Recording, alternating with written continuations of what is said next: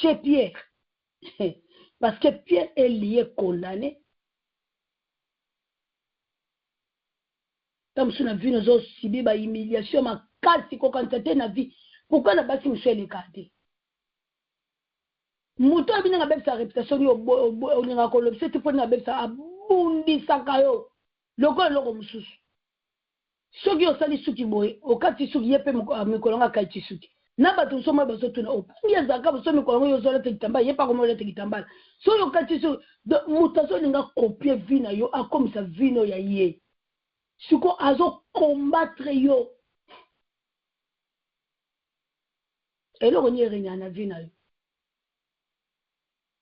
Bato na bazo eloko nani azo pesa bango accès. Eloko ni azo pesa bango accès. Qui a donné l'accès na serpent pour akosenga Pierre? Nana pesa qui accès. Il y a vu à Pierre et pas il y a diable.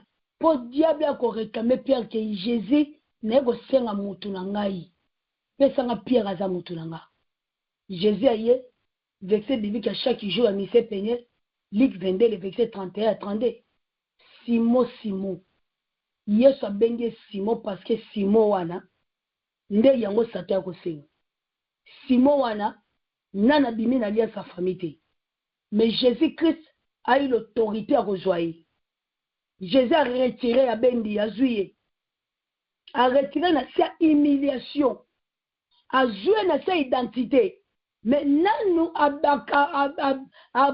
Katani, na lia souana te, mais Jésus sa joie. Je crois que yo so mimo na ministère pour te récupérer. Pour joyeux.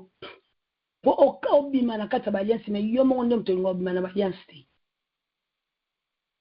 Parce que tant que je suis dans le ministère, je vais rebondir. Amen. Nguya nzambo, nzamba pambolo mama. Nguya nzambo, yoso yokute na ministère, kokosa ese baji. Yoso kute na ministère, ko continue rebondisa. Et tonga nzambe na yoso yomoni na ministère. Nguya ya nzamba parole yoso yoka, oko continue, c'est-à-dire comme ilingite. Olingite, yomo olingi yeso abo, olingi nzamba bomayo. Parce que Aya yo pour yoka parole pour être détaché. Na kata alliance one. On a détaché kangwam. Mais pourquoi yo moko lingite? Pourquoi yo moko boy? Regarde bien ta vie.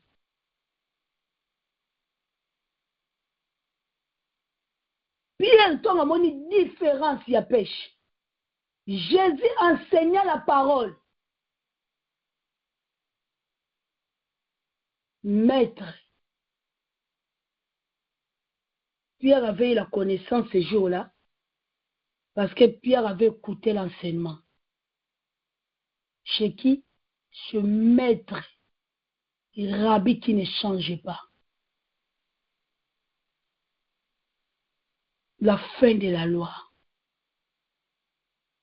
Après avoir Jésus terminé, Jésus a dit Pierre, le Saint-Esprit est bella koloban avec ces 4. Eza tellement ebele eza mozindo le verset 4.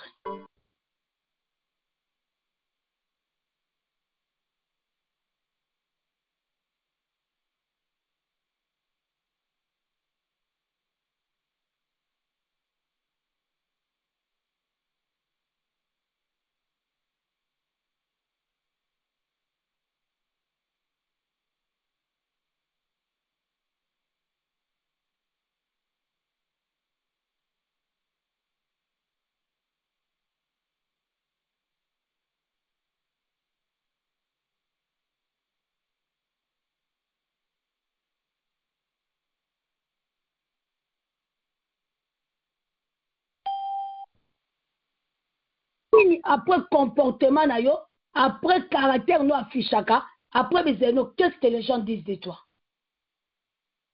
Bah, toi, bien, moi, si ma bé. Yongo moi, so kuta nendeni, moi, sa gangue la kona miso abatoboy. Ozule wapi?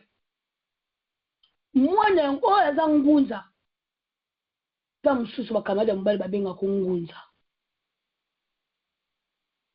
babengako mwana mwasi moko babilakeli mabe oyo balakele mabe na famille bisika uta ozwila ye wapi mwasi agangelako na miso bato ayimilako bozwila ye wapi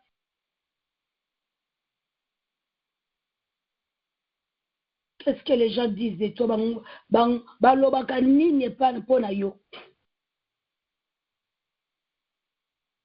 bato balobaka nini mpo tes comportements tes caractères qu'est-ce que les gens disent de toi maman mobala sala yo nini papa mobala sala yo nini oyina bango oluka guerre na bango basala yo nini olinga ko humilier maman mobali humilier papa mobali mpo asala yo nini bondoki ya mai Yesu fala kuta Pierre na se Yesu fa kota la boîte Yesu amati na boîte saka senga Pierre parce que là la Bible ne précise pas que Jésus a demandé la permission à Pierre.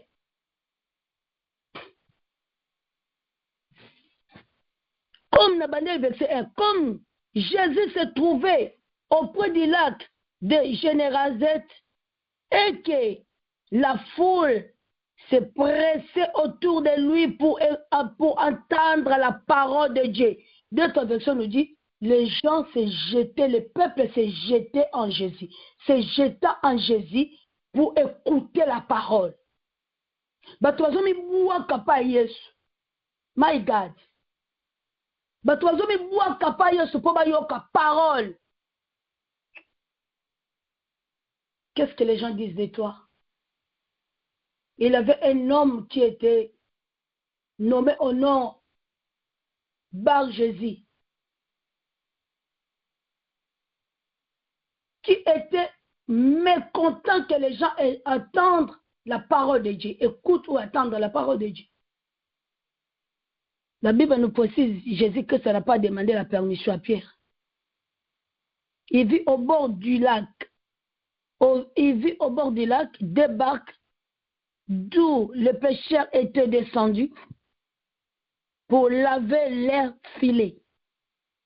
Et montant dans l'une de ces barques qui était à Simon, et il les pria, s'éloignant un peu de terre, puis il s'assit, et de la barque, il enseigna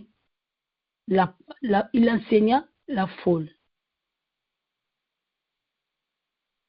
Jésus, maître, qui a révélé à Pierre que Jésus c'est le maître.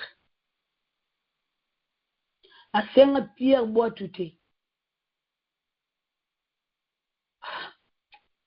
Mama famille yo. Iloko liboto yo ndenge. Jésus n'a pas demandé la permission à Pierre. Pourquoi?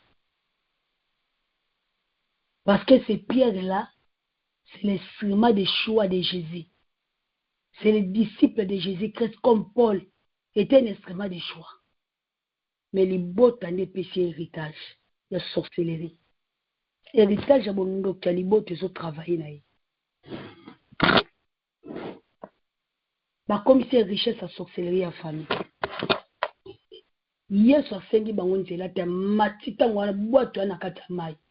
Yesu amati. Parce que Jésus est venu détruire, dominer. Pour attendre le combat, Yesu kutana somo te pona ba